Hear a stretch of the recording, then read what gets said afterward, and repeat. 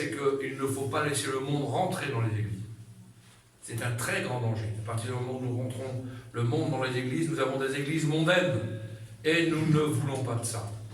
Nous voulons des églises spirituelles qui marchent selon la volonté du Seigneur et selon la doctrine de la bonne nouvelle. Alléluia. Amen. Merci Seigneur ce matin pour ce message qu'il a mis sur mon cœur. Et avant de prier, on va prier, j'aimerais vous lire 2 textes pour introduire le message de ce matin. Un premier texte qui se trouve dans 2 Timothée 3, verset 16. On va faire la lecture ensemble. Ça va nous introduire dans le message de ce matin. 2 Timothée 3, verset 16. Toute écriture est inspirée de Dieu et utile pour enseigner, pour convaincre, pour corriger, pour instruire dans la justice, afin que l'homme de Dieu soit accompli, c'est-à-dire soit mûr, on va dire ça comme ça, accompli, c'est un homme fait, soit accompli et propre à toute bonne œuvre. Première lecture. Et deuxième lecture se trouve dans 1 Corinthiens 6. 1 Corinthiens 6, ça résonne, je vais baisser un petit peu le micro. 1 Corinthiens 6, à partir du verset 9. 1 Corinthiens 6, verset 9. Ne savez-vous pas que les injustes n'hériteront point le royaume de Dieu? Ne vous y trompez pas. Et le titre du message de ce matin, c'est « Ne vous y trompez pas ». Ni les impudiques, ni les idolâtres, ni les adultères, ni les efféminés, ni les infâmes, ni les voleurs, ni les cupides, ni les ivrognes, ni les outrageux, ni les ravisseurs n'hériteront le royaume de Dieu. Amen. Et c'est là ce que vous étiez, quelques-uns de vous, mais vous avez été lavés, vous avez été sanctifiés, vous avez été justifiés au nom du Seigneur Jésus-Christ et par l'Esprit de notre Dieu. Amen. On prie le Seigneur. Seigneur, nous voulons te bénir, te rendre grâce, te dire merci pour ces paroles que tu as mises sur mon cœur, pour ce message merveilleux qui ne vient pas d'un homme mais qui vient du ciel. Que mes paroles soient tes paroles, que mes mots soient tes mots ce matin, afin qu'il y ait une grande efficacité. C'est le Saint-Esprit qui va percuter les vies. Ce n'est pas les paroles d'homme, non, mais les paroles que tu as mises sur mon cœur, comme elles vont sortir de ma bouche. Alors à ce moment-là, le Saint-Esprit va les saisir et ira les planter dans les cœurs de ceux qui sont venus pour écouter la parole.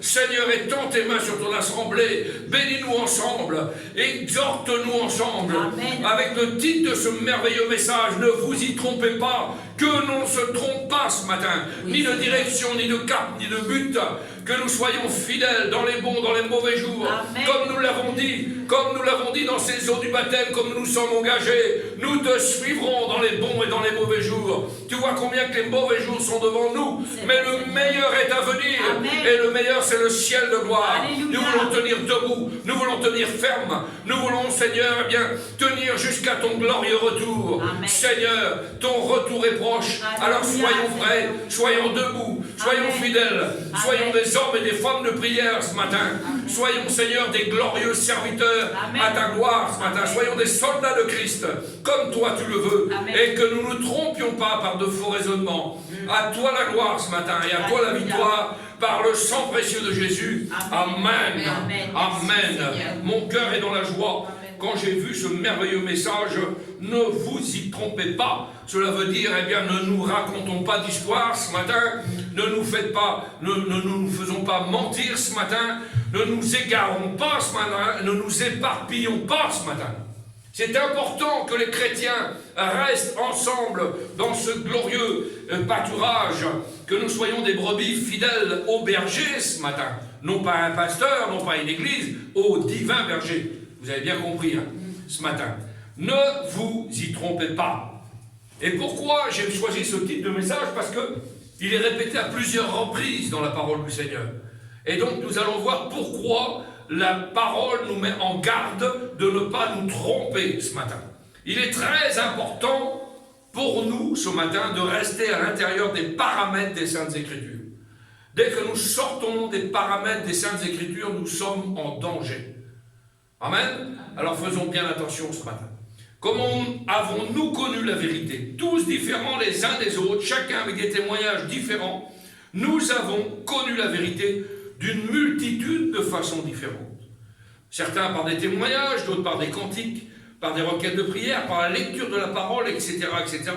Plein de facettes possibles pour que nous ayons rencontré le Seigneur. Mais en réalité, pour connaître la vérité, il n'y a qu'un seul moyen, qu'un seul passage obligatoire, c'est uniquement au travers de la parole de Dieu.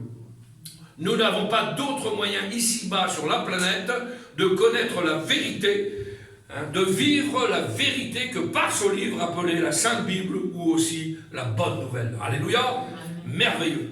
Les incrédules ont essayé, et ils essayent encore aujourd'hui, de détruire la Bible. Ils prennent leurs petits poings, leurs petites mains, leur petite énergie qu'ils ont, et ils essayent de la briser, de la renverser, en disant par exemple que la Bible, et on écoute ça de plus en plus, est maintenant, aujourd'hui au XXIe siècle, eh bien que c'est un livre dépassé, que c'est un livre qui n'a plus cours au XXIe siècle, qu'on ne peut pacifier, et que c'est un livre que, comme il a plus de 2000 ans, eh bien, c'est trop vieux, c'est plus tendance, c'est plus à la mode, donc ça ne répond pas. Certains disent même que cette Bible a été écrite par pour une autre génération, et non pas pour la nôtre. Ce sont les incrédules. Amen. Un exemple merveilleux dans l'Ancien Testament, vous trouverez ça dans le livre des 2 rois et les livres des 2 chroniques, vous lirez ça chez vous. Nous avons dans la Bible, dans l'Ancien Testament, un roi qui s'appelait Joachim. Et dans son chalet d'hiver, il y avait un brasero.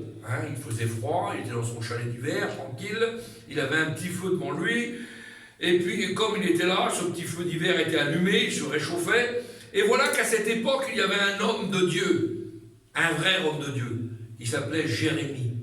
Et cet homme-là, de Dieu, avait écrit ce qu'il y avait, et puis il l'avait écrit sur des parchemins, sur les gens qui l'entouraient, et il décrivait parfaitement le monde dans lequel il vivait. Il dénonçait le péché, il dénonçait la vie des gens qui n'étaient pas à la gloire de Dieu. Et puis ce parchemin est amené à ce roi, qui est de ce chalet d'hiver, par un messager. Et il est arrivé avec ce document écrit par Jérémie. Et Jérémie prêchait bien sûr ce document en plein air, et ça faisait, ça angoissait certains, ça faisait du mal à certains, parce que c'était la vérité biblique. Et puis, quand on présente ce document à ce roi, les gens qui n'aimaient pas Jérémie, forcément, ils dévoilaient les péchés. Donc c'est compliqué, Eh bien, on lui amène ce parchemin. Le roi le saisit, le lit devant son feu. Et quand il commence à lire ce parchemin, après quelques passages, vous savez ce qu'il fait? Il prend un couteau, vous lirez ça, et il commence à tailler dans le parchemin. Il met des lambeaux sur le parchemin comme ça, et il jette le parchemin au feu. Vous savez ce qui est arrivé à ce roi? Est-ce que vous savez ce qui est arrivé à ce roi? Plus tard, on va lui passer un anneau dans le nez, avec une chaîne, et on va l'emmener à Babylone. Vous regarderez cette histoire, elle est merveilleuse. On le conduit à Babylone, et là il meurt comme un animal, comme du menu bétail. Il meurt comme du fumier sur la terre. Relisez bien votre Bible, c'est important. Vous savez, soyons des Béréens, soyons des Béréens. Tous ceux et celles qui essayent d'abaisser la parole de Dieu ou de détruire cette parole de vérité, nous devons en faire très attention. Très attention. Vous avez vu ce roi, ce qui lui est arrivé? Aujourd'hui, il y a des gens qui ne veulent pas écouter la parole du Seigneur, qui renient la parole du Seigneur. Et puis vous avez vu, on en a parlé, j'ai fait 3 cursus, et on continuera ces cursus le jeudi soir. Nous allons faire 3 cursus sur la religion catholique, avec tout ce qui n'est pas enseigné dans la Bible. Nous avons vu les points essentiels, la papauté, la mariologie, etc. Ça, c'est intéressant. Il faut que vous soyez instruits par la parole du Seigneur. J'ai besoin d'être instruit. Parce que plus nous serons proches et nous serons dans la vérité biblique, moins nous serons sujets à nous tromper. Vous comprenez ça? Il faut avoir cette base. Ça, c'est la pierre angulaire. Sur la parole, on peut bâtir. Sur autre chose, c'est du sable. Faisons bien attention. Ne vous y trompez pas. Me titre du message de ce matin. Et beaucoup de gens aujourd'hui veulent nous emmener. Là, on a attaqué jeudi dernier les témoins de Jéhovah. On va faire sur deux phases. Et puis après, je vais attaquer le bouddhisme, je vais attaquer l'islam. Pas attaquer physiquement, mais on va décortiquer par la parole ce que la Bible nous enseigne et quelles sont ces religions. Amen. Parce que comme nous croisons en ville, comme nous allons évangéliser en ville, nous tombons souvent sur des cas particuliers où on nous pose plein de questions. Et si vous n'avez pas de matière à répondre et vous êtes bombardé de textes, qu'est-ce que vous faites? Nous sommes des victorieux. Amen. Nous voulons remporter la victoire. Amen. Nous voulons proclamer l'évangile de vérité, de sincérité.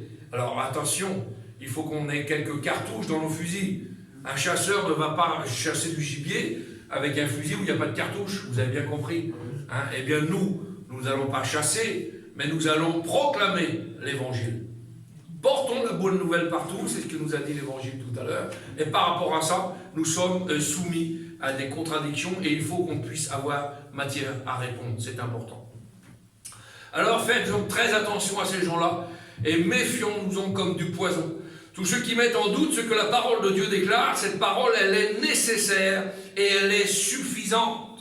Je n'ai pas besoin de rien de plus à côté de cette parole. Nous l'avons vu un jeudi. Certains fondateurs des témoins de Jéhovah avaient écrit leur livre, on l'a vu cet exemple fabuleux. Et pour comprendre la Bible, il faut lire mon livre. Non. Pour comprendre la Bible, il faut lire la Bible. Et il faut se mettre à genoux, il faut prier. Et le Saint-Esprit, si vous n'êtes pas capable de comprendre, vous fera comprendre les tenants et les aboutissants des versets que vous êtes en train de lire. Alléluia. Merveilleux. La parole de Dieu, la Bible, est nécessaire et suffisante pour conduire chacun de nous dans le droit chemin. Ici-bas sur la terre, pendant le temps qu'il nous reste à vivre sur cette terre, ne vous y trompez pas. Ne faites pas d'erreur. Ne vous racontez pas des histoires. Là-haut dans le ciel, tous ceux qui vont entrer seront jugés par ce même livre. Faisons bien attention.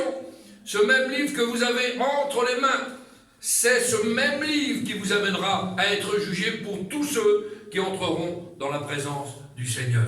Exemple, dans Proverbe 13, verset 13, il est dit, celui qui méprise la parole se perd. Celui qui méprise la parole se perd. Cela veut dire que ça l'emmène à la perdition. Et celui qui craint le précepte, c'est-à-dire encore la parole, est récompensé. Nous voulons être récompensés ce matin. Alléluia. Amen. Cela veut dire, faites bien attention, ne faites pas d'erreur. La Bible nous met en garde. C'est important ça. C'est le code de la route du chrétien, c'est le code de la route de tout chrétien. Ne vous y trompez pas. Ce qui est écrit dans ce livre va s'accomplir à la lettre. Il n'y a aucun souci. Quand vous ouvrez ce livre, c'est comme si Dieu est derrière vous là, quand vous ouvrez la parole du Seigneur et qu'il vous parle directement derrière votre épaule. Et il vous dit les choses concrètes. C'est le Seigneur. Il y a des gens aujourd'hui dans les églises, moi je voudrais que le Seigneur il me parle. Je voudrais une prophétie particulière, mais si tu l'avais la prophétie particulière, ou si tu avais une révélation qui vient d'une autre personne, tu ne le croirais même pas. Tu veux que Dieu te parle? Alors ouvre ta Bible. Première chose, tu veux que Dieu te parle? Lis ta Bible chez toi. Ouvre ta Bible, décortique la Bible. Pourquoi la Bible dit « fais de l'Éternel des délices ». C'est une gourmandise, c'est une friandise à nos yeux. Et on doit continuer à lire et à relire, à éplucher les écrits de la parole du Seigneur. On se perd, on a lu le livre à un tel, il n'est pas tout à fait d'accord avec... Mais tu as compris déjà les premiers textes de ce que veut dire la parole du Seigneur? Non, on s'égare trop facilement. Alors ce matin, la mise en garde, c'est « ne vous y trompez pas ». Ah oui, pourquoi la Bible nous parle comme ça? 4 fois dans le Nouveau Testament, ne vous y trompez pas. On va le voir ensemble. Il y a des gens qui veulent que Dieu leur parle, alors ouvrez la Bible et Dieu vous parlera, tout simplement. Vous croyez qu'il n'a pas matière à vous parler au travers des évangiles, des épîtres, des psaumes, des proverbes, de l'Ancien Testament, des prophètes? Tout est inspiré de Dieu, nous l'avons vu tout à l'heure dans le texte. Toute écriture est inspirée de Dieu. Toute la Bible dans ses 66 livres. Important ça. non pas avec les livres apocryphes, écrits par-dessus, qui sont à l'intérieur de la Bible catholique, nous l'avons vu. Nous n'avons que 66 livres dans vos Bibles. J'espère pour vous, inspirés de Dieu. Il n'y en a pas 70, ni 71, ni 72. Avec Tobie, les Maccabées, l'Ecclésiaste, etc. Ce sont tous des livres qui ne sont pas inspirés du Seigneur, faisons bien attention. Vérifiez bien dans vos Bibles si vous avez 66 livres. Si vous en avez plus que 66, alors jetez votre Bible et je me ferai un plaisir de vous en offrir une. Vous n'aurez même pas besoin d'en acheter une, on en a, je vous la donnerai. Alléluia. Merci Seigneur. Tout ce que dit la Bible va s'accomplir, se réaliser. Par exemple, vous prenez l'exemple dans Josué, il est dit que toutes les bonnes paroles que l'Éternel avait dites à la maison d'Israël, aucune ne restera sans se réaliser. Tout ce que dit Dieu, ce qu'il déclare se réalise. Et nous allons voir au moins 4 fois dans le Nouveau Testament, l'expression revient, ne vous y trompez pas. Pourquoi la Bible dit-elle, ne vous y trompez pas? Eh bien parce que déjà à l'époque, il n'y a rien de nouveau sous le soleil, certains, avec certaines ambiguïtés, tout simplement, s'égaraient du sujet primordial. Eh bien tout simplement, oui, parce qu'il y a sujet aussi à se tromper. Dans le monde où nous vivons, il y a matière à se tromper. Mais un chrétien ancré dans l'Écriture, un chrétien vrai, véritable, né de nouveau, converti, celui-là, eh bien la Bible met en garde, ne vous y trompez pas. Nous pourrions nous tromper, nous pourrions faire fausse route, nous pourrions faire des erreurs dans l'univers dans lequel nous vivons, influencés par la culture, les médias, influencés par l'œcuménisme, influencés par toutes sortes de fausses religions. Alors, je vous le dis et redis, ne vous trompez pas. Et le premier texte qui nous dit se trouve dans 1 Corinthiens 6, versets 9 à 10. 1 Corinthiens 6, versets 9 à 10. Ne vous y trompez pas. Catégorie de personnes, là. C'est précis, c'est net. La Bible décrit les personnes. Ni les impudiques. On parle ici de sexualité. Nous dit clairement, ni les fornicateurs, c'est ça que ça veut dire, ni les idolâtres, c'est-à-dire ceux qui peuvent se mettre à genoux devant un morceau de pierre, de bois, de fer, et ça peut être même quelque chose qui prend la place de Dieu dans leur cœur. C'est ça, les idolâtres. Alors ça peut être l'argent, ça peut être plein de choses. On peut avoir des dieux terribles. Il y en a qui ont le dieu de l'argent, ils vivent que pour l'argent. L'argent est devenu un dieu dans leur vie. Comprenez ça? Alors ni les idolâtres, ni les adultères, ni les efféminés, ni les infâmes, ni les voleurs, ni les cupides, ni les ivrognes, ni les outrageux, ni les ravisseurs n'hériteront du royaume de Dieu. Pour cette catégorie bien précise de personnes, le ciel est fermé. La Bible est claire. On voudrait aujourd'hui, dans certaines assemblées, je le vois, on veut élargir l'évangile. Ouais, mais le Seigneur est amour. Le Seigneur, non. Il est venu pour te sauver aujourd'hui par grâce, mais demain, ça sera ton juge. Oublie pas ça. Nous avons un avocat du Père, auprès du Père aujourd'hui, mais demain, ça sera le juge, ça sera le procureur de la République qui viendra et qui dira, comment tu veux me broder à moi, tu veux me chiner à moi, tu veux me mentir à moi, tiens, je mets le DVD de ta vie, tel jour, telle heure. Voilà.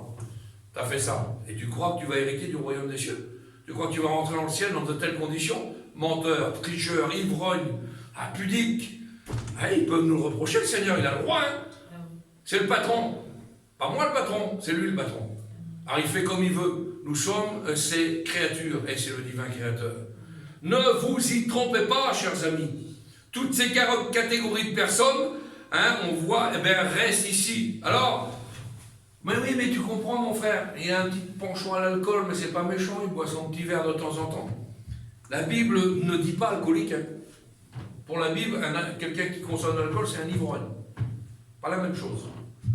Nous, mais il est addict, c'est une maladie. On met tout dans les maladies aujourd'hui, on fait des soins, des choses comme ça. Le seul, et j'en ai parlé tout à l'heure, ce qui m'intéresse, moi, c'est pas l'ordonnance, c'est pas le médicament, c'est la délivrance et la guérison.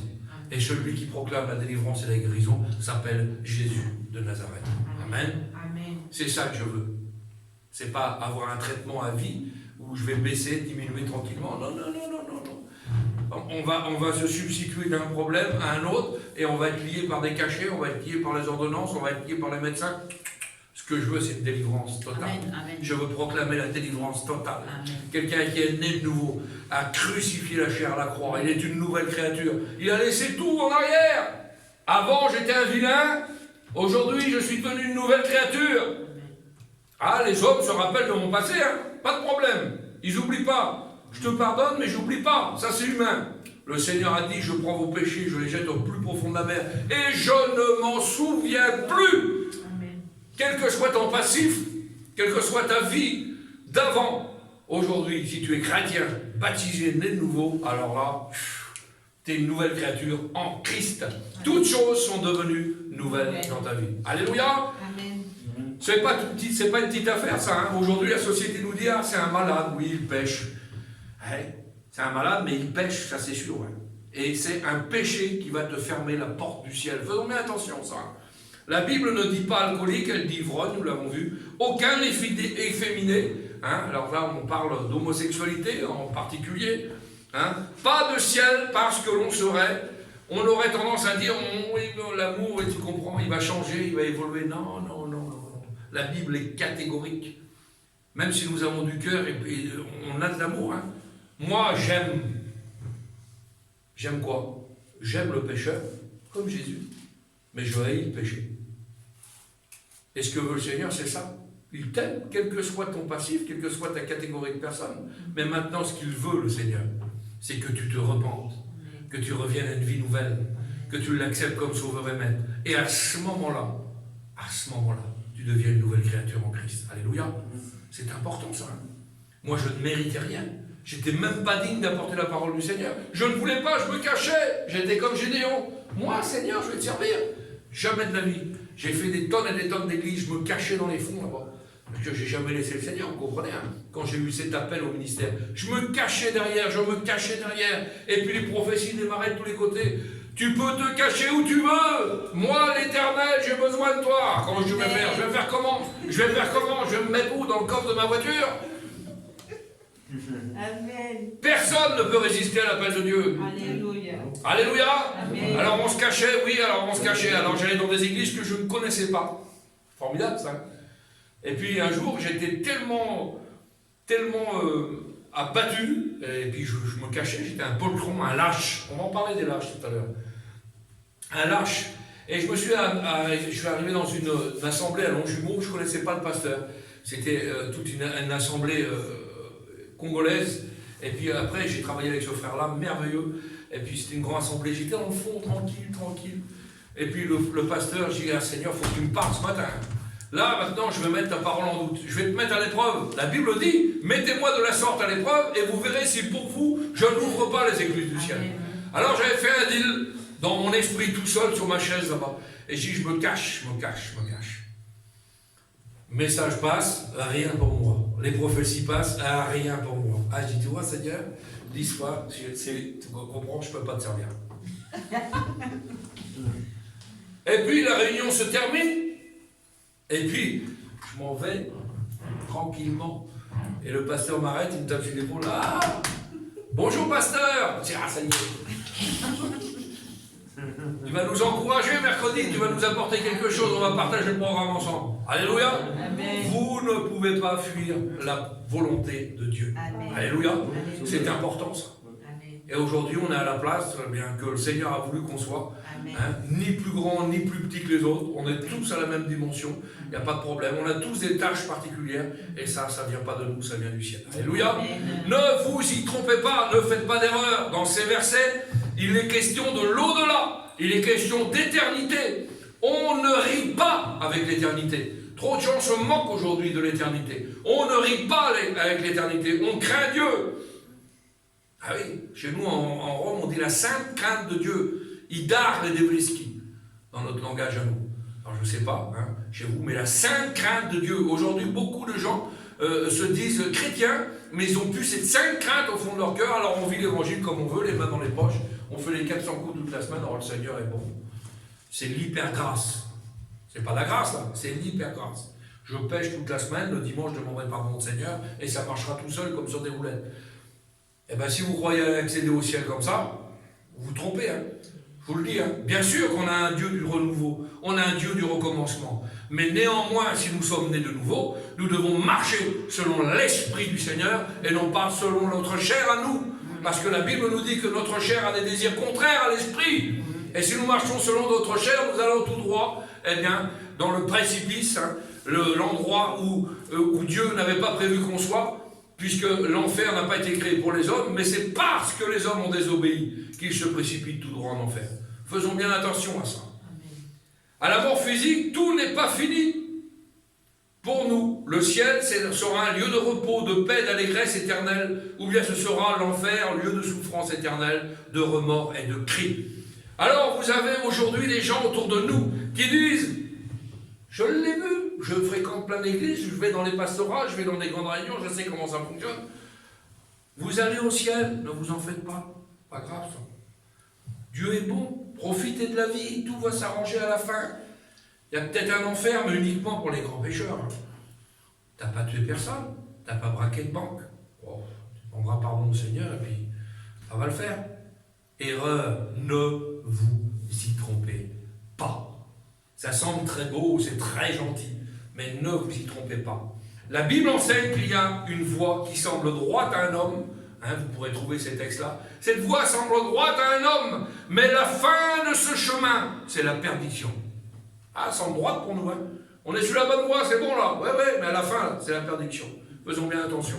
Ne vous y trompez pas. Le Seigneur dit, vos pensées ne sont pas mes pensées. Et nos pensées sont peut-être élevées au-dessus de la terre, mais les pensées du Seigneur sont encore plus élevées au-dessus de nos pensées. Important ça. Le livre des Proverbes nous dit, si l'orgueil te pousse à faire des actes de folie, tout acte de folie quel qu'il soit, est poussé par l'orgueil. 1 Corinthiens 6 nous dit, ne vous y trompez pas, cela nous rend alors nous sobres. On va dire ça comme ça. Parce qu'il ne faut pas se tromper, nous avons dans la parole de Dieu des personnes qui sont mentionnées, qui ne rentreront pas dans le ciel. Il y en a plein qui sont mentionnés qui ne rentreront pas dans le ciel. Exemple, Apocalypse 21, verset 8. Regarde bien ce qu'il est écrit. Apocalypse 21, verset 8. Cela, cette catégorie-là, qui est décrite dans ce livre-là, ira tout droit en enfer. Hein. C'est marqué noir sur blanc, c'est vraiment moi qui l'invente. Hein. Mais pour les lâches, vous avez vu, on a parlé des lâches tout à l'heure. Mais pour les lâches, les incrédules, les abominables, les meurtriers, y compris le suicide, hein, les impudiques, les enchanteurs, les idolâtres et tous les menteurs, leur part, elle sera où? Dans l'étang ardent de feu et de soufre, ce qui est la seconde mort. Apocalypse 21, verset 8. Donc, ces catégories de personnes iront tout droit en enfer. Quelles sont-elles? On va voir deux exemples vite fait. Un lâche, qu'est-ce que c'est? Eh bien, un lâche, c'est Pilate. Le meilleur exemple de la parole du Seigneur d'un lâche, c'est Pilate. C'est quoi Pilate? Ah ben, vous choisissez qui? Moi, je sais qu'il est innocent, mais bon, vous ferez comme vous voudrez. Moi, je m'en lave les mains. Je me tourne. Hey. C'est celui qui connaît ce qui est vrai, mais qui ne prend pas position. C'est ça un lâche dans la parole du Seigneur. Beaucoup de personnes savent que l'évangile est la vérité, mais ils sont lâches. Ils ne viennent pas à Jésus. Ils ne veulent pas servir le Seigneur parce qu'à leurs yeux, le prix est trop élevé. Il va falloir quitter trop de choses qu'ils chérissent et qu'ils adorent. Vous comprenez ça? Mon petit train-train quotidien, mon petit péché mignon, il va falloir que je laisse ça. Oh là là là là là. Ah ben moi je sais que c'est la vérité le Seigneur, mais moi je ne veux pas suivre le Seigneur parce que ça, je ne veux pas m'en débarrasser. Je ne veux pas m'en débarrasser. C'est un lâche. Tu connais la vérité, mais tu ne veux pas la prendre en considération. Alors ne vous y trompez pas, les lâches, c'est vu. Qu'est-ce que c'est un enchanteur maintenant? On parle des enchanteurs dans ce passage-là. Les enchanteurs, la racine grecque, c'est pharmakeia. Ça veut dire drogue. Un enchanteur, vous savez ce que c'est? C'est tout ce qui est lié avec la drogue, la magie, la sorcellerie, hein, et les sectes pernicieuses. C'est ça un enchanteur. Il faut bien faire attention à ça. Eh oui. Que dire alors aujourd'hui quand nous voyons des gouvernements humains qui disent on voudrait légaliser la drogue? On veut légaliser la drogue, ça serait bien, les gens seraient cool, seraient zen, seraient détendus. Bah oui, si vous voulez voir des éléphants roses, il n'y a pas de problème. Dans une autre planète, sur une autre dimension. Parce que tant que vous êtes sous la coupe de ça, sous le joug des enchanteurs, alors à ce moment-là, votre vision ne peut pas être spirituelle, elle est voilée. Et aujourd'hui, ceux qui nous gouvernent, que ça soit n'importe qui, n'ont pas de solution. Donc il faut qu'ils tiennent les gens sous une chape de plomb, il faut qu'ils puissent nous asservir. La Bible dit que nous avons été affranchis pour être réellement libres par Christ. Ce n'est pas pour retomber de nouveau sous le joug des hommes. Faisons bien attention à ces choses qui sont précisées dans la parole du Seigneur. Pas de ciel pour eux, ne vous y trompez pas. Les idolâtres, on l'a vu à travers ces semaines qu'on a passées sous cet enseignement, l'Église catholique en tête qui pratique l'idolâtrie. La Bible dit aucun, zéro, nul, personne, aucun. C'est français ça, aucun. Alors ne vous y trompez pas. Autre preuve, et on va le lire ensemble, je vais le lire avec vous. Apocalypse 22, verset 15. Apocalypse 22, verset 15. Et puis je vais faire la lecture avec vous, je vais partir du verset 14 pour que vous compreniez bien le contexte. Apocalypse 22 versets, à partir du verset 14. Heureux ceux qui lavent leurs robes, afin d'avoir droit à l'arbre de vie et d'entrer dans les portes dans la ville. Par les portes dans la ville. Et regardez ce qui est marqué derrière. Dehors, ça veut dire ce que ça veut dire, dehors. Hein? Les chiens, les enchanteurs, les impudiques, les meurtriers, les idolâtres et quiconque aime et pratique le mensonge. C'est précisé ça. Apocalypse 22, versets 14 et 15. Dehors les chiens, les enchanteurs, les impudiques, les meurtriers, les idolâtres et quiconque aime pratiquer le mensonge. Exclusion totale du ciel. Dehors, c'est dehors. C'est pas dans la maison du Seigneur. C'est pas dans le ciel de gloire. C'est dehors. C'est dehors. Paul nous dit, ne vous y trompez pas. Aucun pécheur ne rentrera dans le ciel, à l'exception de ceux qui auront été lavés, sanctifiés et qui auront été justifiés par le sang du Seigneur. Et là, il m'est venu une parabole extraordinaire. Vous allez voir l'importance du sang du Seigneur. Quelle beauté! N'oublions pas que ce matin, c'est par grâce que nous sommes sauvés, par la foi. Cela ne vient pas de nous, c'est le cadeau de Dieu, afin que personne ne se glorifie. Alléluia! Dieu dit que tous ont péché. Mais la venue de Jésus sur la terre, c'est la raison pour laquelle il est venu pour nous sauver. Alléluia.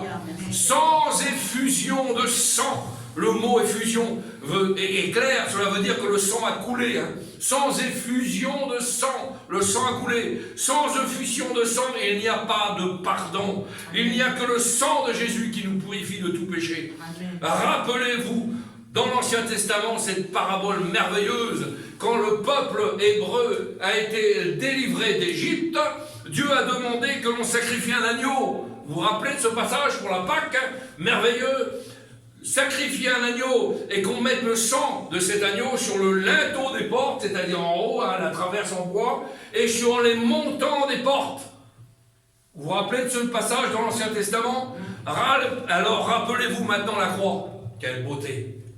Quelle parabole! La croix, il y avait du sang sur la croix, d'accord? Et il y avait du sang sur le montant de la croix. Pareil que dans l'Ancien Testament. C'est la Pâque. Est-ce que vous croyez que c'est la Pâque? Et Dieu a dit, quand je verrai le sang, je passerai par-dessus vous et je vous protégerai. Amen. Amen. Gloire à Dieu, alléluia, il nous protégera. Le sang vous servira de signe et Dieu ne permettra pas à l'exterminateur de vous détruire. Quelle beauté! Le sang vous servira de signe.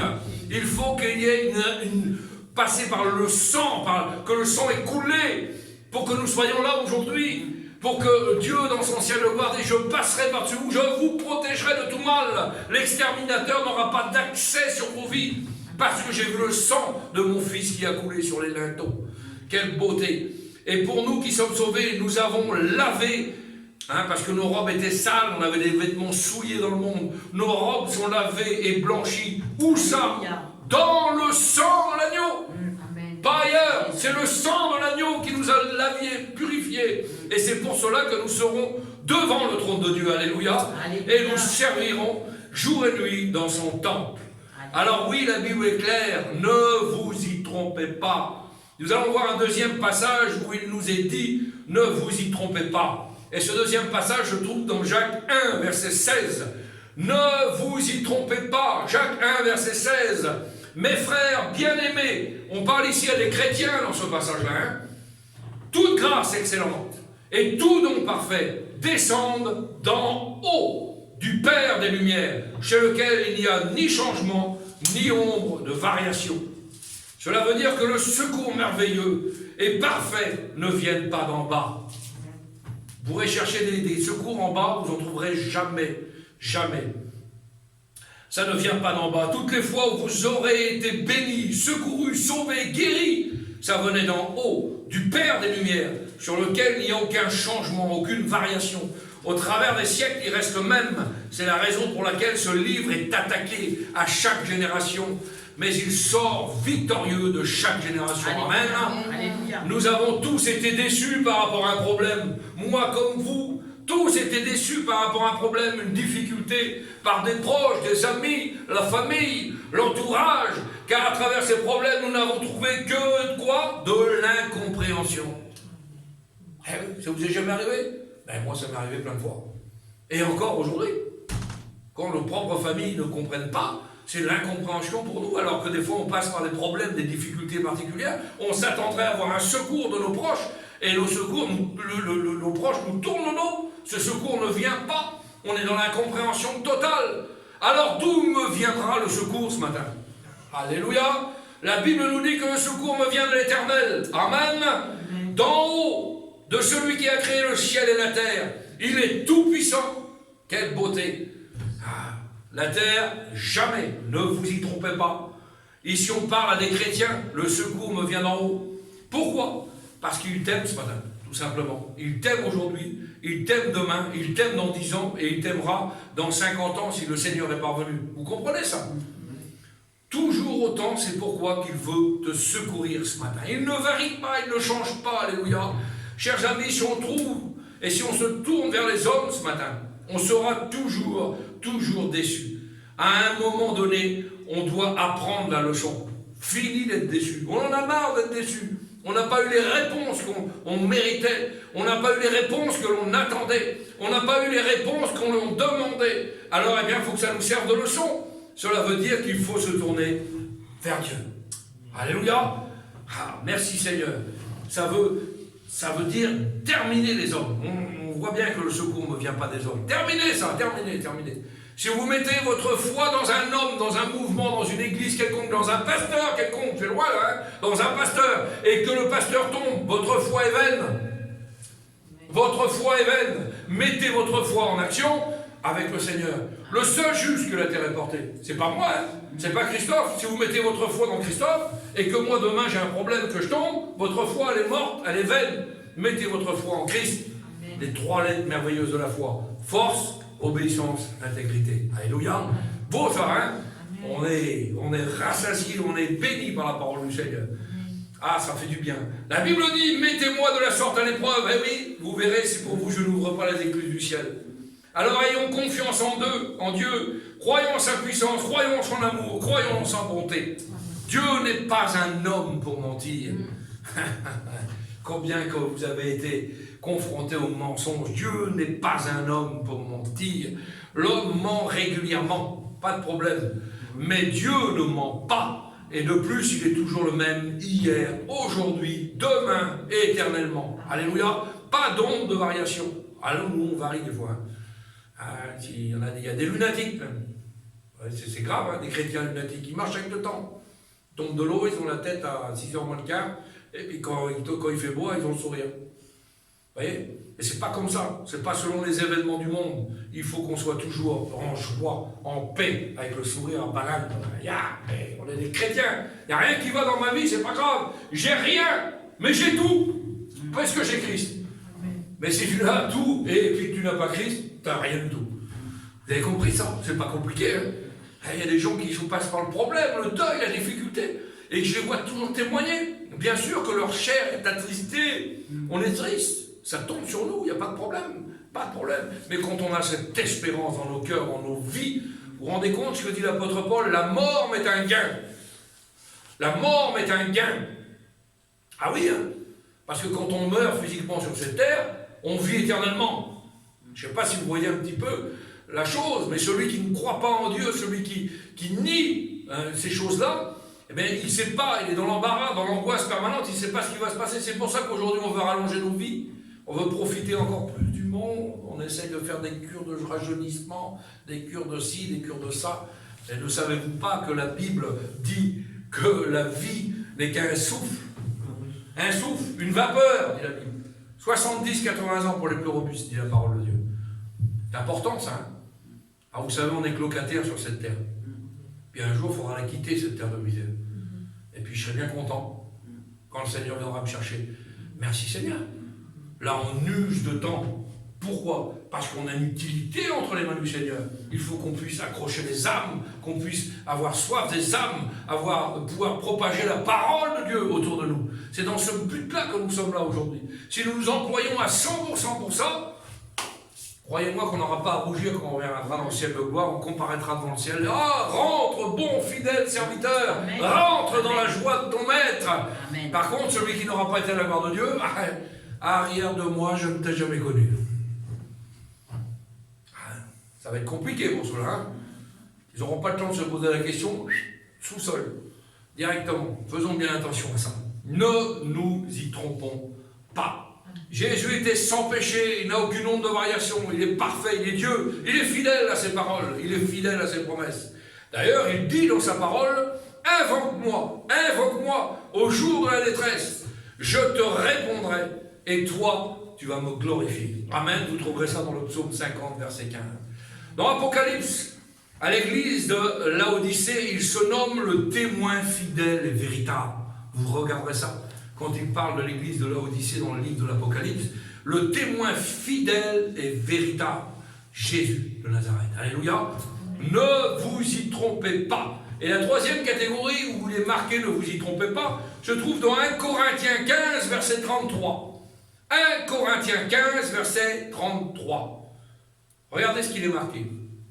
Ne vous y trompez pas, les mauvaises compagnies corrompent les bonnes mœurs. Revenez à vous-même comme il est convenable et ne péchez point. Car quelques-uns me connaissent, ne connaissent pas Dieu, et je le dis à votre honte. Ne vous y trompez pas, on l'a entendu, on le sait, mais il faut le rappeler que nous ne trompions pas notre propre raisonnement. Pourquoi? La Bible dit celui qui a beaucoup d'amis, souvent, eh bien c'est des hommes qui vont passer par le malheur. Allez. Vous savez que les vrais amis sont à compter, hein? Quelqu'un du monde, le général, c'était Bonaparte, je crois, hein, Napoléon, a dit « Tombez dans le malheur et vous compterez vos amis sur les doigts d'une main ». Et c'est pas un chrétien, hein, vous comprenez, loin de là. Mais c'était un proverbe du monde. Mais aujourd'hui, des amis vrais, véritables, on n'en a pas beaucoup. Mais un chrétien, une chrétienne n'a pas beaucoup d'amis, mais normalement, il a beaucoup de frères et sœurs. Alléluia. Ça, c'est important. Et qui marchent selon l'Esprit de Dieu, qui ont la même vision qu'eux, et à ce moment-là, ça marche tout seul. Heureux l'homme qui ne suit pas le conseil des méchants. Eh oui, parce que les gens que nous avons vus de mauvaise compagnie, ce sont des méchants. Hein. Si vous avez des mauvaises compagnies, les mauvaises compagnies corrompent les bonnes mœurs. Qu'est-ce que c'est d'avoir des mauvaises compagnies?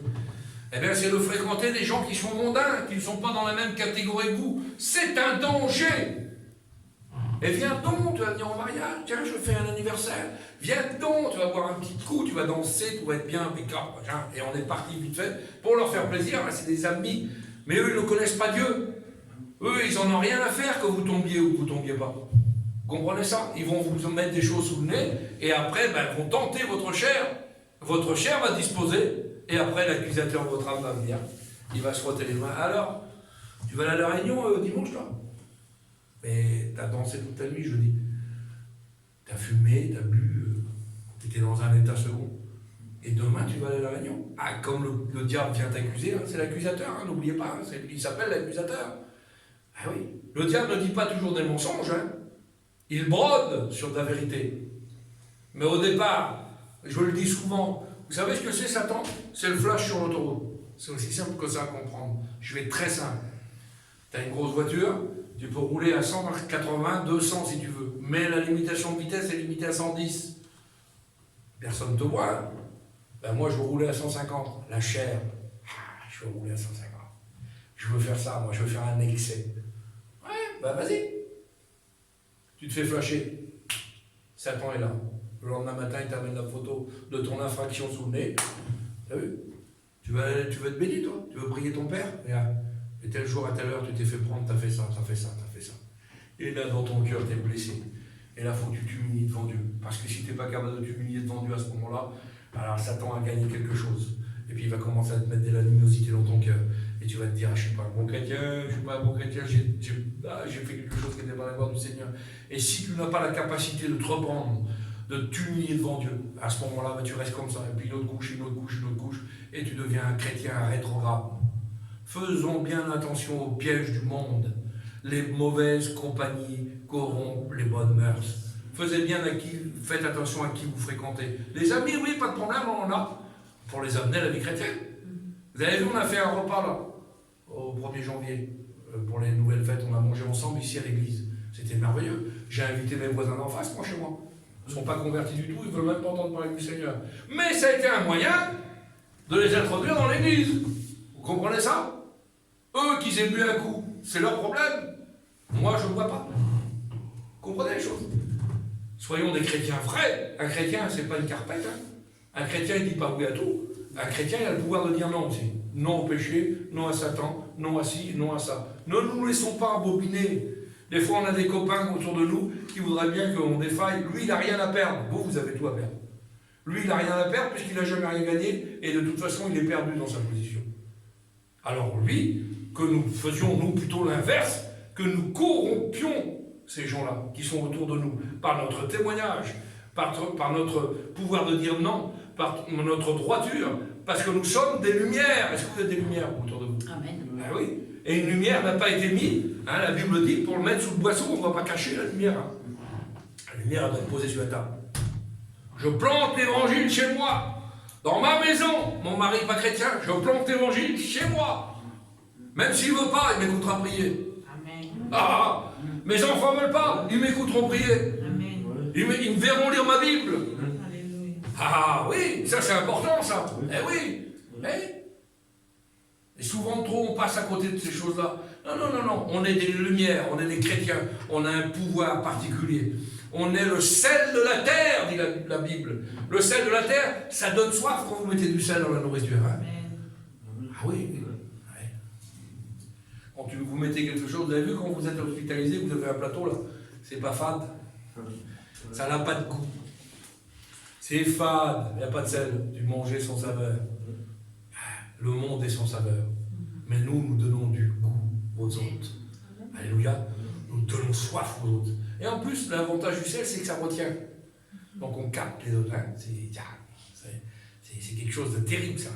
Mais il m'intrigue, ce gars-là. Il a changé. Avant, il était comme ça. Il buvait avant. Mais aujourd'hui, il ne boit plus un verre d'alcool et puis il prie son Dieu. Mais qu'est-ce qu'il a eu? Elle était méchante avant. Elle était méchante. Elle nous sautait dans la figure avant. Mais aujourd'hui, qu'est-ce qu'elle a eu? Qu'est-ce qu'elle a eu? C'est par ces comportements-là que nous donnons soif aux autres. Nous attirons les autres qui sont autour de nous. Mais ne faisons pas l'inverse. Si nous fréquentons trop de mauvaises compagnies et que nous ne faisons pas la part des choses, nous sommes comme eux. Et aujourd'hui, le gros problème, c'est ce que je vous ai dit tout à l'heure. Les églises sont mondaines. Le monde est entré dans les églises. Alors, eh bien, on a des chrétiens mondains. On parle de tout, de rien. On parle de business, de robe, de machin, de ci, de sous. Et si, hein. Mais Jésus, il est où Jésus? Prenez du temps pour prier avec vos frères et sœurs. Prenez du temps pour parler du Seigneur. Prenez du temps. Et ensemble, vous allez voir, vous allez faire des relations extraordinaires. Parce que vous serez soudés par la parole du Seigneur. Le Saint-Esprit fera ces rencontres-là, ne vous inquiétez pas. Ça, c'est important. Heureux l'homme qui ne suit pas le conseil des méchants. Ne vous y trompez pas. Les mauvaises compagnies, c'est les compagnies méchantes. Et c'est ces compagnies-là qui corrompent les bonnes mœurs. Et le meilleur exemple que je peux vous donner, c'est un exemple tout simple. Vous prenez une pomme pourrie et vous la laissez dans une cagette de pommes saines. Revenez dans une semaine. Toutes les pommes autour de vous sont pourries. C'est très simple à comprendre. Vous mettez quelqu'un de mondain au milieu d'un groupe de personnes. S'il a un petit peu de charisme et puis il sait faire, ben vous allez voir que spirituellement, au bout de 15 jours, les personnes qui sont autour de lui, elles vont commencer à piquer du nez. Vous avez compris? C'est pas comme ça. Alors retirons la pomme tout de suite. On le discerne, le Seigneur va nous donner à discerner cette personne-là, on va te mettre à part. C'est ce qu'on va faire, on va faire l'inverse, on va se regrouper, on va prier pour toi. Et toi, tu vas devenir bien. Pourriture que tu as là, tu vas l'enlever. Le verre qui est dans le fruit, là, tu vas l'enlever. Et tu vas devenir une belle pomme, une Granny Smith tout neuf. C'est bon ça. C'est comme ça que ça doit marcher, mais pas dans l'inverse. Attention, ne faites pas d'erreur, ne vous y trompez pas. Le livre des Proverbes 1, verset 10 nous dit, regardez, on va faire la lecture. Vous voulez qu'on fasse la lecture ensemble? Proverbe 1,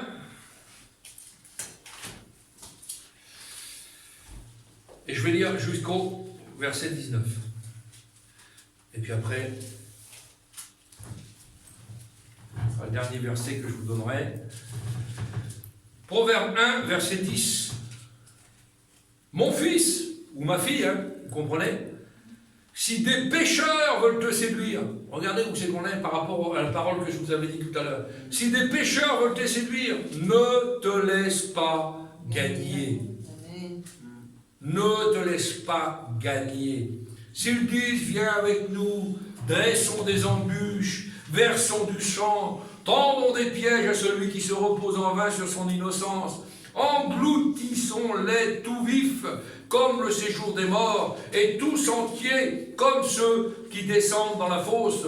Nous trouverons toutes sortes de biens précieux, nous remplirons de butin nos maisons. Vous allez voir, on va gagner de l'argent ensemble, viens faire un deal avec nous. Viens faire du commerce avec nous, on n'est pas chrétiens, viens, mais viens, tu vas voir, tu vas gagner ta vie. T'as rien là, t'as un petit SMIC, t'as rien du tout. Tu veux rentrer dans le péché, je vais te trouver quelque chose de... Il faudra mentir, par contre.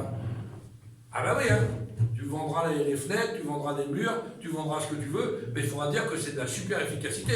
Mais tu vas voir, ton salaire va augmenter. Viens avec nous, viens avec nous. Nous remplirons de butin nos maisons, tu auras ta part avec nous. Ah là là, quelle beauté. Il n'y aura qu'une bourse pour nous tous. Mon fils, ne te mets pas en chemin avec eux. La Bible est claire. Ne te mets pas en chemin avec eux. Détourne ton pied de leur sentier. S'ils vont à gauche, va à droite.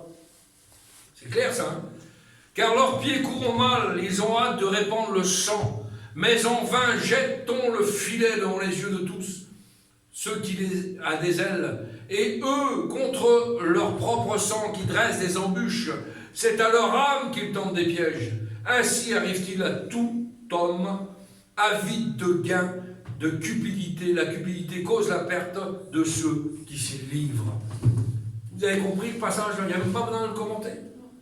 Aujourd'hui, il y a des gens qui viennent toujours vous proposer de bonnes affaires. Vous savez, moi, je vends des voitures. Je suis à mon compte, je vends des voitures. Si vous savez le paquet d'affaires qu'on me propose, je vous en dis même pas un. Et si je dirais oui, quel message que j'ai par rapport aux autres? Quel message? Moi, j'ai des gens qui viennent de l'extérieur. Beaucoup d'Africains qui viennent pour les voitures je fais des lots pour l'Afrique. Et aussi beaucoup de gens des pays de l'Est. Mais moi, je suis droit. Donc on vient, même si c'est gagé, même si la voiture est volée, on l'achète. Mais je ne fais pas de voiture volée. Je ne fais pas de voiture gagée. Si je leur dis demain, ben oui, j'en connais. Sur quel chemin je cours? Pour ça, là, je vais perdre mon âme pour ça, pour 100 euros, pour 1000 euros, pour 2000 euros, mais même pour 1 million d'euros, je ne veux pas perdre mon âme. On a un témoignage à tenir. On a des choses à tenir. Il faut que les choses soient carrées, soient réglementées. Il faut se mettre des barrières. Il ne faut pas sortir hors du cadre spirituel. Nous sommes des témoins vivants de la parole du Seigneur. Vivants. La Bible dit vivants. On n'est pas mort spirituellement, on est vivant. Alors, il y a des choses qu'on ne va pas accepter. Ah oui, on a le pouvoir de dire non. Faisons attention à nos compagnies. Amen. Attention, ne faisons pas d'erreur. Voilà ce que sont les mauvaises compagnies. Alors non, et définitivement non, et je finirai le message là-dessus, ne vous y trompez pas. Aujourd'hui, beaucoup de chrétiens sont trompés et se trompent à eux-mêmes par des faux raisonnements, se trompent à eux-mêmes par la grâce, et je le dis souvent, ouais, c'est pas... Moi, j'ai dit, en tant que pasteur, je suis le secret pastoral, mais il y a des gens qui viennent me trouver des fois, un petit péché. Pardon, je sais pas, je fais un petit truc. Trop bas. Vous savez ce que je leur réponds? Je suis peut-être un petit peu trop, c'est pour ça que même avec certains pasteurs, je mets les pieds dans le plat. T'as fait ça? Quel dommage. Comment quel dommage? Ben, t'aurais dû faire ça. Parce que de toute façon, ça ou ça, tu iras pas au ciel quand même. T'es pas bête. T'as pris que ça? Oh, ouais, quand même. Prends 10 millions d'euros, prends pas 5 euros. Mais le but est le même. Tu vas dans la même destinée. Vous comprenez ça? C'est pas pasteur, un petit truc. J'ai déconné un peu. On minimise tout. Parce que tu vas broder le Seigneur. Tu es tellement intime avec le Seigneur que tu dis au Seigneur, tu connais. Je vous l'ai prêché l'autre jour, ça. Il y a des gens qui sont là. Hein. Seigneur, je te demande pardon pour ce que j'ai fait. Mais tu sais, toi. Ils sont tellement intimes avec Dieu que le Seigneur sait. Ben oui, le Seigneur sait. Mais pourquoi tu ne sais pas ce que tu as fait, toi? Aujourd'hui, on ouvre nos bouches dans les églises. Seigneur, je te demande pardon. Tu connais mon péché, je te le déballe, mon péché. Seigneur, j'ai menti. Le Seigneur, il aime ça. Amen. Seigneur, j'ai déconné, là, j'ai fait ça. Mais nomme-le, ton péché. Mais aujourd'hui, comme on a tellement des églises mondaines, je vous l'ai dit l'autre jour, eh bien, on ne veut pas le dire. Parce que l'autre à côté, lui, il attend que ça pour vous foutre un coup de lance-pierre. Il dit, il est beau, il vient là. Mais sa vie, elle est pareille. Vous inquiétez pas. Alors, quand tu es quelqu'un qui prie comme ça, mais je ne comprends pas, moi, que je suis sur une autre dimension, peut-être, je ne sais pas. Je ne comprends pas que quand un chrétien a besoin et qu'il délaisse son péché, il avoue son péché, il obtient miséricorde, c'est la Bible qui le dit, d'accord? Mais quand il est là, il dit, Seigneur, j'ai menti cette semaine, je n'ai pas été à la gloire de Dieu, que les autres ne le condamnent pas, mais que les autres prient pour lui. Amen. C'est comme ça que ça doit marcher. Mais aujourd'hui, on ne veut pas s'étaler ni devant les autres chrétiens, ni devant le pasteur, parce que même le pasteur, des fois, il dit, elle est belle la chrétienne. Vous voyez, il n'en dit pas moins, mais il n'en pense pas moins non plus. La Bible ne dit pas ça. La Bible ne dit pas ça. Exhortez-vous les uns les autres, soyez unis d'une même pensée, d'une même vie. Et puis en plus, il y a des tonnes de versets, je sors de la prédication. Mais regarde la poudre que tu as dans l'œil. Tu vois la paille là, dans l'œil du voisin? Mais toi, tu as une poudre comme dans l'œil. Elle ne peut même pas tourner la tête tellement qu'elle est lourde. Mais toi, j'ai une petite paille l'autre là-bas. Mais mon cousin, t'as la tête remplie de péché. Et l'autre là-bas, il a fait ça, toi. Seigneur, s'il te plaît, pardonne-moi, Seigneur. J'ai une petite paille dans l'œil. Et les autres, ils sont là. Encore il a péché. Oui, mais toi, tu dis ça là. Encore il a péché. Toi, tu as une poudre dans la tête. Amen. Faisons bien attention ce matin. Amen. Ne nous y trompons pas. Amen. Vous avez compris ça ce matin? Amen. Le message est clair. Le message est merveilleux ce matin. Ne nous y trompons pas. La Bible avait tout pensé. Préméditer toute chose. Toute chose est claire. Quand on a besoin de solutions dans la parole du Seigneur, lisez votre Bible. Et vous tomberez sur des versets merveilleux, des histoires merveilleuses qui ne sont pas plus qu'aujourd'hui. C'est pour ça que ceux qui disent que la Bible est ancienne, vous m'expliquerez comment il y a un livre qui a été écrit il y a plus de 2000 ans, a les réponses pour notre vie d'aujourd'hui. Et que toutes les prophéties sont accomplies. Donc après, si vous cherchez des solutions, voilà. Le seul remède que je peux vous donner, c'est ça. Alléluia. On prie le Seigneur ensemble. Merci, Seigneur, nous voulons te bénir, te rendre grâce, te dire